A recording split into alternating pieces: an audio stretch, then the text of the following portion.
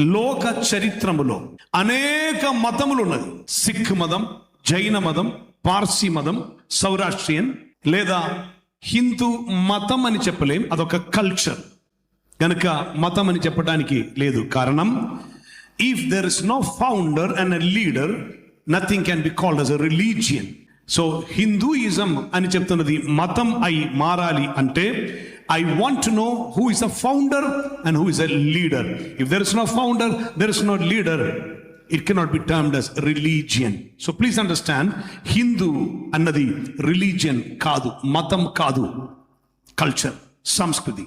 Ganaka Sindhu nadi తీరమున నివసించిన వారందరికీ ఉన్న కల్చర్ ఒకే ఒక కల్చరే. So you'll understand.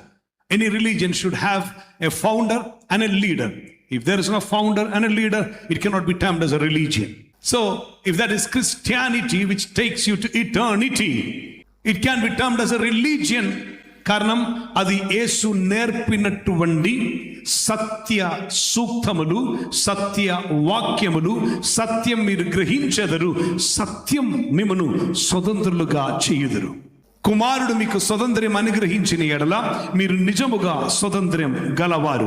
ఆ కుమారుడే ప్రభు అయిన యేసుక్రీస్తు అనే దేవుని కుమారుడు. ఆత్మ ఎక్కడ ఉన్నదో అక్కడ స్వతంత్రం ఉన్నది. పరిశుద్ధాత్మ సాన్నిధ్యం ఎక్కడ ఉండినను నీవు బానిసుడవు కాదు, నీవు స్వతంత్రం పొందినటువంటి వ్యక్తి.